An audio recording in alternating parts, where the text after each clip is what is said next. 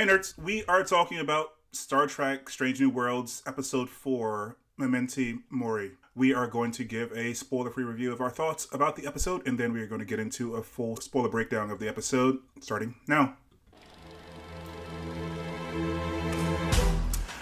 Welcome to the Nerd Social. I am Nathan. And I'm Chandra.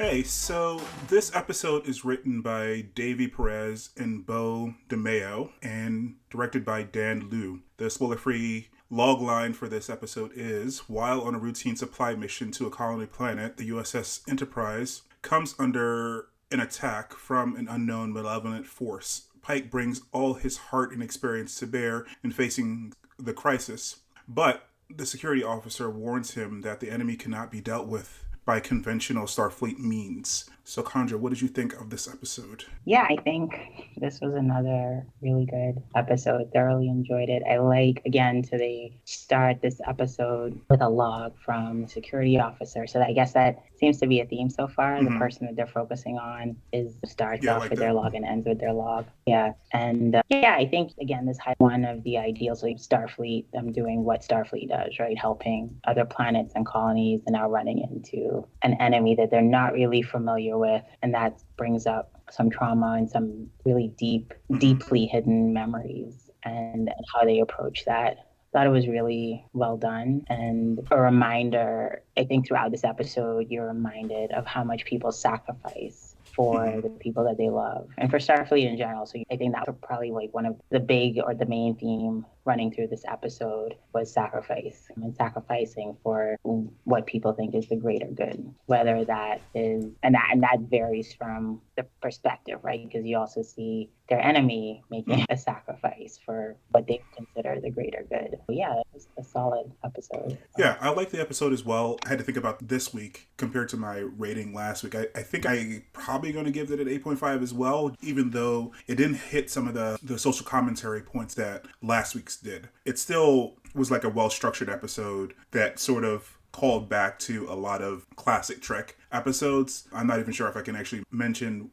what episodes without spoiling things, but we will talk about that when we do the breakdown. But yeah, I will say that because the log line tells you that the security officer is Noonien-Singh, which we got a little bit about in the previous episodes, but as Chandra said, we're focusing more on her in this episode as we did in the last couple episodes. Last episode we focused on Una. Episode before that we still focused on Uhura. In the first episode we focused on Captain Pike. But every episode still gives everyone else a little bit of a highlight as well. Apart from the focus on Leon, there was a little bit of a side story with Cadet Uhura and also Hammer, which I enjoyed, and also some highlights from Ortegas. I'm looking forward to whenever they decide to do an Ortegas episode, because she's always interesting, whatever they give her to do, little things that they give her to do. I mean, they haven't given her a lot, but her personality shines through. That's also the case for Nurse Chapel as well. I'm not sure if they're going to do a Nurse Chapel episode, but to see following her around and what she has to do every day be interesting, just because of what she does with the few lines that she's given throughout these episodes. Yeah, and Dr. Mbega is also a key part of this episode as well. And speaking to the theme of sacrifice, as you said, the theme of sacrifice and sacrificing for duty, sacrificing for family is throughout this entire episode, and I appreciated that focus, that through line throughout the episode.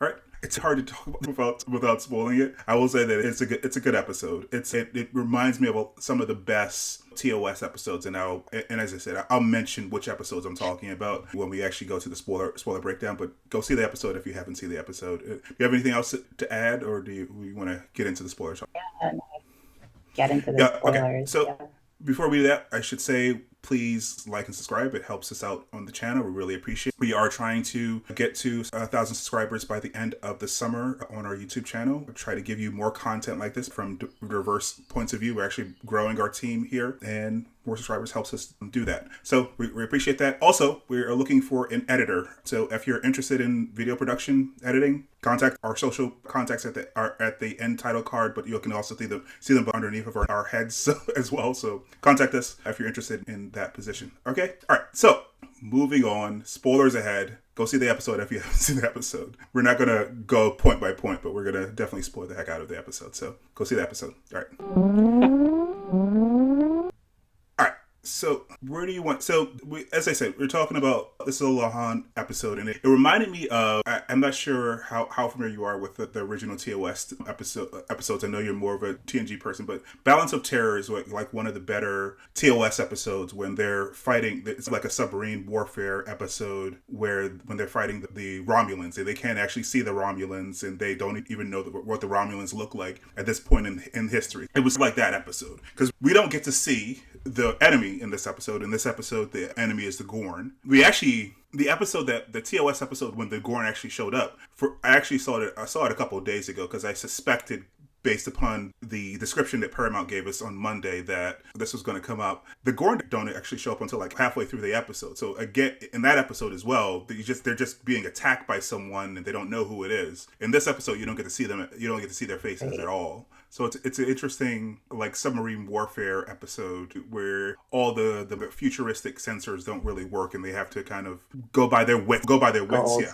Yeah, that I think is one of the aspects of Star Trek that I always enjoy, where I enjoy the technology, but also in those moments where they can no longer rely on it and really have to dig deep and sort of go back to basics and think about what are we trying to achieve and how do we achieve that with limited technology, like the reference in this episode to archaeological medicine, right? When Una had major wounds and so the Gorn, the attack destroys enough of the ship, or in trying to evade the Gorn, they lose power, and the medical bay loses its access or ability to regenerate supplies and all of that. So they can't just like quickly repair wounds. So they have to actually like physically sew, stitch Una up. And I was like, yeah, like it's old school, I guess, ancient by their standards, but it works, right? And you still have to have, I think that's one of the cool things, right? Because they're out adventuring across the universe and can run into any sort of conditions. I think like these are people who have to be well-versed in all sorts of things. Just the tech is handy, but you have to know the mechanics or the foundational. You have to have that foundational knowledge. Yeah, that was a funny moment. It was that. I think it's the first episode where we actually get a in-canon reference to a sort of a replicator. He didn't really say replicator. He said matter generator. So maybe at this point, they're not using it to make Earl Grey tea, but like for emergency purposes, they use it for medical reasons. So that was interesting. You see, I have more photos here. Let me try to get those up. I'm missing. Let's see what's happening. Yeah. There we go. All right. So, yeah, that was Dr. Mbinga saying that they're, as you said, they were out of medical supplies and the power is out in sick bay. So, yeah, this is where we were talking about archaeological medicine. I understood. Did you understand what Uhura and Hammer were doing in engineering in the first place before that thing went off? So I understand she was doing a rotation with him and she impressed him, but what exactly was that was about to that exploded at the end? I think they were about to install, like replace this air, because her answer to him was like it's an air filter, but he wanted that thing is the air filter. It's that explosive. That is essentially what it is. They're also they're like filtering, processing like the air that's circulating. I think it would in a starship, it would take a lot of energy. Like it would have to be a lot more complicated. And she does give a history of the thing. Yeah. She said it was like for mining or something like that. So yes, it's not like a. Yeah. Oh, this is what they were taking to the planet. Yeah. So this is because their atmosphere was becoming unbreathable. Yeah. I was thinking for the ship. No, it's for the planet. So whatever it is supposed to be pulling material out of the air. And I guess if you're gonna, for the colony. Yes. So that's why it would have to be like something super powerful. So it definitely was industrial equipment. Yeah. Okay. Cool. Yeah. And for some reason, it started becoming unstable, and then they had to jettison it, which helped them escape ultimately. So, like when you're watching these episodes, does it take the suspense out of the episode a little bit since some of these people exist in the future? Like we know, and I was thinking about this earlier today. Would it make Pike reckless, or is he just like a good man, and he, regardless of the fact that he knows that he dies in 10 years, he's not going to be reckless because he doesn't know who else is going to die, so he's not going to put the rest of the crew at risk. So I wondered if that's what was going on here because he was very confident. He's like, Enterprise is going to make it. It's like, how do you know that? You could be like, you could survive for 10 years because you're in an escape pod and somebody picks you up. Doesn't necessarily mean that Enterprise is going to make it. So I don't know. It's hard to tell whether or not he's just trying to rally the troops, because he has this conversation with La'an about like inspiring people when he puts her in command, in second command. So it's hard to tell whether or not it's him just being who he is, or if he's acting with his future knowledge in mind. Yeah, I would imagine that is playing into it. And I wonder if they're going to come to a point this season where he maybe gets a little reckless or confident, because he knows he's going to live for 10 years, but he needs to realize maybe not everybody on his ship. And they lose 7. Yeah, they lost quite a few crew members, and he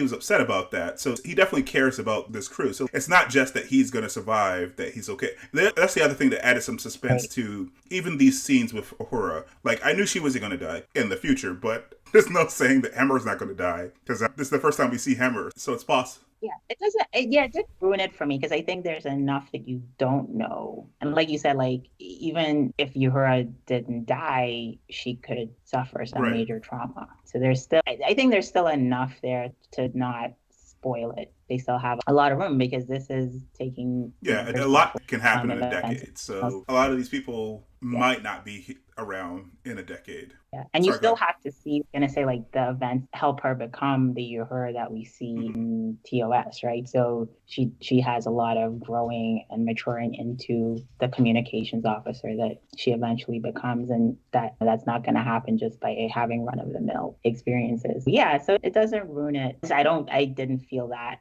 watching this episode. I was still like very much hopeful that nothing terrible happened to her. I knew she wouldn't die, but there's still a lot of, and even that moment where Hammer is like, we're gonna have to vent the cargo hold, and she's like, yeah, we're still in it, and he's like, he's very matter of fact, and I think the older crew members, I think, very comfortable with the idea that of sacrifice, right? And the younger, because you saw it with oh gosh, who's the transport? Kyle. I thought they were going to kill Kyle. Like they had him in the background for the last couple episodes, and I thought that they were going to be the first person that you got attached to. He hasn't had a lot to do, but you know who Kyle is. Right. I thought they were going to kill Kyle. Yeah. But then that other crew member that he tries to help pushes him through the bulkhead before it closes. And so that's, and that I think comes with the longer you serve and you come into these situations, you realize that you have your duty to Starfleet and to serve others, like that you might be. Yeah, and this whole episode is all under the backdrop of Remembrance Day,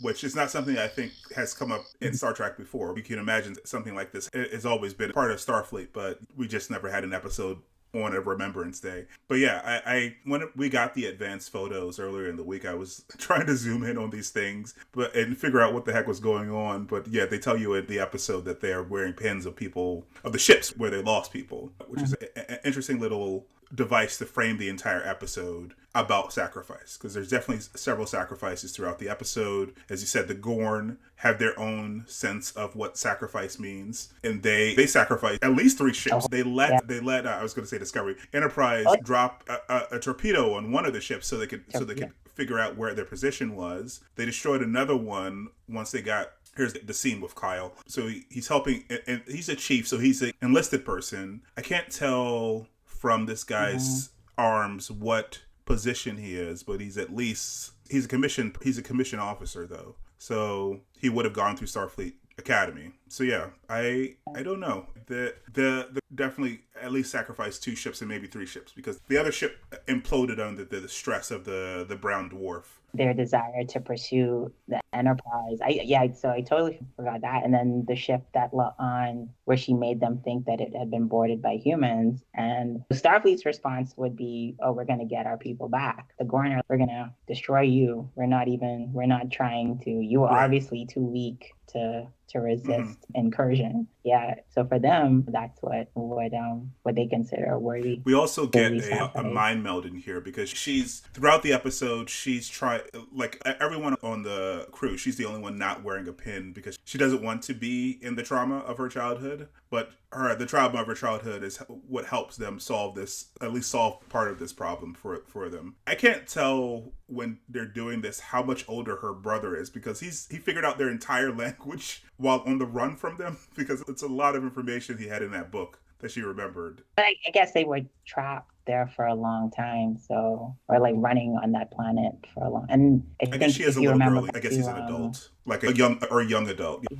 I think he's in his teens. But she talks about Una finding her, and she says the Gorn they hunt you every day. So it's not a quick death on their breeding planet. I guess we don't know how long of a time they have, because it seems like the Gorn takes sport or have fun the food that's for their hatchlings. So it's not. I don't know. I get the sense. So if you remember from Voyager, the Herodians definitely do take joy in the hunt. It seems like it was mostly for subsistence for the Gorn. Yeah, but she says in a previous, I forget which episode it was, early, like a couple episodes ago, like she says that's how they hunt them every day. So they're not held captive, as it were. They're on their breeding colony, but you're not. They still chase, so that the hatchlings get to hunt you down for free. You still have to try and escape, or at least prolong. Right. We also in this mind meld scene get a little bit more of a hint that Spock is also struggling, because I guess when you're mind melding, you can't keep people out of your mind either. So we hear a little bit of Burnham's last words before she went into the time vortex or whatever, and at the end of season 2. So he's still struggling with that, and he doesn't want to talk to her about the fact that he's struggling with that. So he shuts down the mind meld. But at this point, I guess they have the information that they need, so I guess it's fine. But she does mention that there's no record of your sister anywhere. Yeah. So that's an interesting little tidbit that they put in this episode. I'm not sure if you watched the Ready Room. They had a bit of an explanation here about what a brown dwarf is. It was basically just a sort of a gas giant that didn't turn into a star. And this brown dwarf happens to be at the accretion disk of a black hole. So I forget what Ortega says specifically. I think she calls it a death cloud. It's like, yeah, so we should go into the death cloud. Yeah, she was full of quips episode, because the danger they just kept bouncing from one catastrophe to the next. It's like, okay, we're being attacked by the Gorns, head into this gas cloud to escape, and in this gas cloud we're going to lose all the capacity to navigate, or all of the systems, a lot of systems needed to be shut down. And then once they're discovered in the gas cloud, now to get out of this situation, we're going to move closer to the black hole, which if you stay too close for too long in the black hole and you're gone, it's just worse and worse by day. But yeah, she was it's also this also reminded me of so many episodes of Voyager when they had to hide inside of nebulas because they didn't have Starfleet, so they found themselves hiding a lot from enemies that wanted to kill them. There are definitely some episodes probably of TNG that I'm not remembering off the top of my head. Now approaching the Paulson Nebula, sir. Drop to impulse. Take us in, Anson.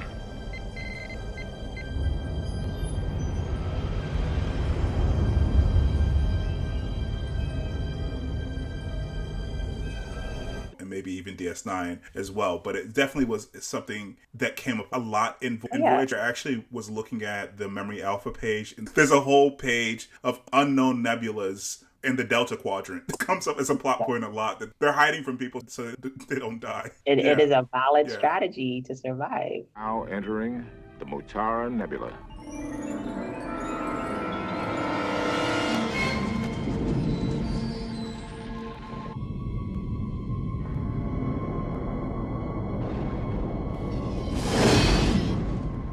If you don't have backup, and they were out of weapons, they used their last, so regroup, escape and regroup and live to fight another day, or just don't fight at all, right? Yes, it's into the giant gas cloud of death. That's what she called it. Yes. Yeah, because Spock is there with his very analytical approach. Analytical, logical, very cool and calm, and she's oh no, it's a death cloud. That is what this is. We will die. Yeah, so there's really only their only option here. It's not just Spock's recommendation. It's not really his recommendation. He's just telling them what the situation is. It's more Lawn's recommendation because she knows that they aren't equipped to take them on, because they played them for suckers. They waited for them to be in the most vulnerable position. They obviously knew that the ship that they let languish out there as people couldn't transport off of it. So they knew that they were going to have their shields down. And they nearly totaled the ship. They did quite a bit of damage and killed quite a few people in that initial attack. Yeah. I think that was the... Yeah, Sorry. a very formidable opponent, because I think before this, Captain Pike didn't seem to appreciate exactly how deceptive they could be. But Lon's knowledge was like, no, like you can't outrun them. You can't outsmart them. Like, he did outsmart them, but they're a lot more intelligent than you think they are. Be pretty crafty to get out. So this is where he was saying that belief can be the difference between victory and defeat. So that's why I said it's very unclear whether or not that's what he was saying when he said Enterprise is going to make it, because I feel like except for the fact that the ship that was pursuing them was a lot smaller than Enterprise, they could have been just as crushed by the force of the center of that brown dwarf as that ship was. Maybe he was doing that to make them feel better, but also, like I said, maybe because he thought, I'm not dead for another 10 years. So, yeah. I guess we'll see. I'll be curious to see if that attitude continues, or if this was just like a one-off. I mean, because they're going to be in danger every week.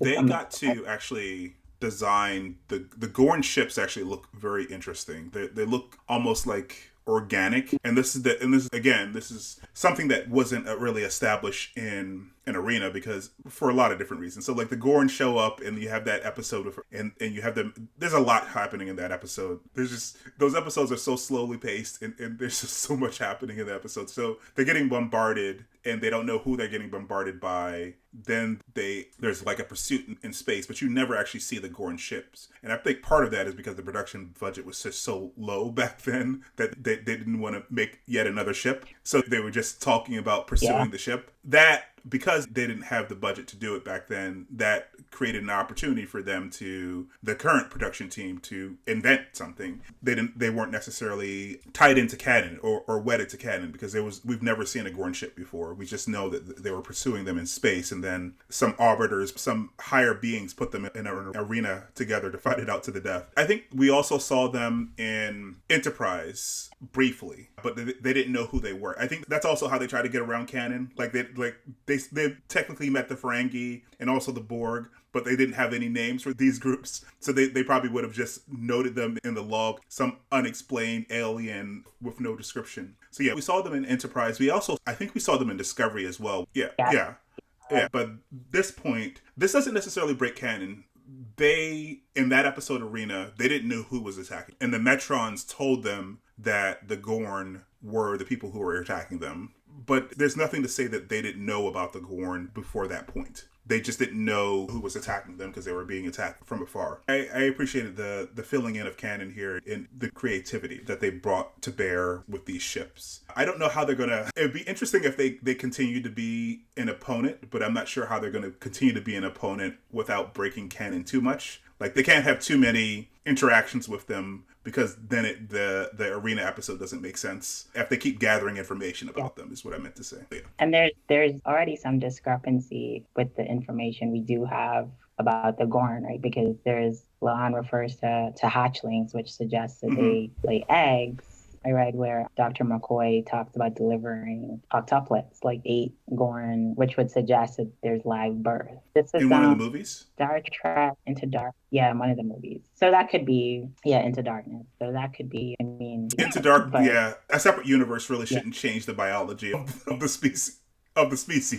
You would think. But I was thinking about it, and I was like, they're reptiles, and there are definitely, there's some species that lay eggs, and then there are some that give birth to live young. So maybe, they have a common ancestor, and there's some divergence there, but that you'd still be pretty different at that point. Yeah, I was actually looking for different references to the Gorn, and there aren't a lot, but I completely forgot about the Kelvin timeline. Gorns, yeah. I guess that's not necessarily canon, but like I said, it doesn't really make sense that they would have diverged that much. But I think it's probably a small thing, and it's outside of this universe, so I guess you can forgive it. Anyway, anything else that we missed from this episode? I'm trying to think about any of the major plot points. We talked about the mind meld. We talked about there's a bit of a conversation about purpose between Hemmer and Uhura. which I thought was Wow. a nice little touch. There's also the little bit of a drama inside of the sickbay. As you mentioned, all the power is down. They're out of supplies. And Una tells them to give someone else the last bit of the plasma. But when she wakes up, the doctor is hooked up to her,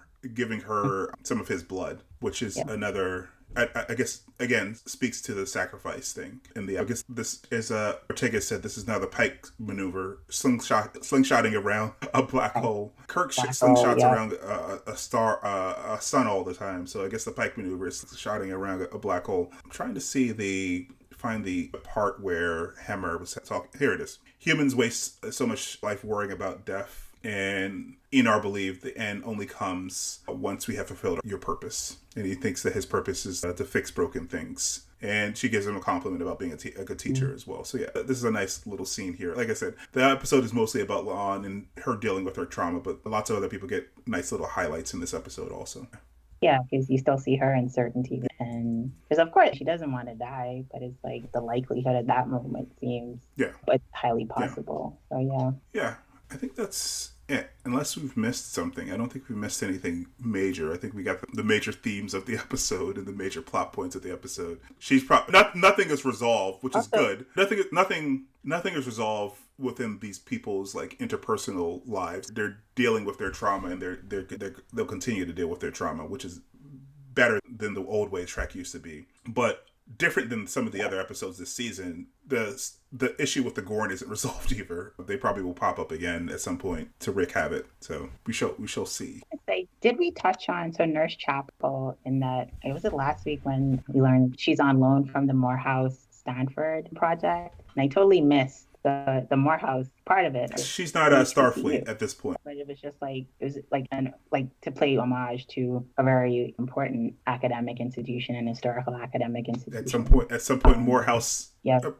Morehouse merges with Stanford University, or they at least collaborate in this project, because I think it was for genetic something or whatever. Yeah, that is cool. I did say earlier that I was going to mention some of the writers. So the writer, one of the writers, Davy Perez, he was a writer on Supernatural and American Crime. He's also a co-executive producer. One of the writers, the other writer, is a supervising producer, Beau DeMayo. He's living his best life. He's actually the executive producer on X-Men 97 right now. He was also on Moon Knight. He was on Witcher. Yeah, he's doing a lot of genre stuff right now. So it's interesting. And the director Dan Liu, you'll probably next see him for episodes of For All Mankind, which are coming out soon. But he also directed a couple more episodes this season of Strange New Worlds. So that is the creative team behind this episode. And I think there's at least one other episode this season that Davy Perez is part of, but I don't know how these productions usually work. I guess if you're right, you get a producer credit, but there's a difference between the supervising producer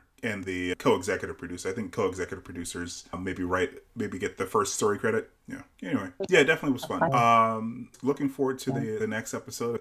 Every episode this season has been above average, so looking forward to what they come up with next. I want to see who they're going to focus on next, because, like I said, I want to see more of Ortega's. I want Ortega's story. I want M'Benga's story. Yeah. So stories. Yeah. So we shall see. All right, that is what we think, but we were interested to hear what you guys think. And I will say, if you're watching this in a replay, we have these chats every Thursday at 8:30 live on YouTube and Facebook, so you can actually join the conversation live. So comment down below. Join us live next week.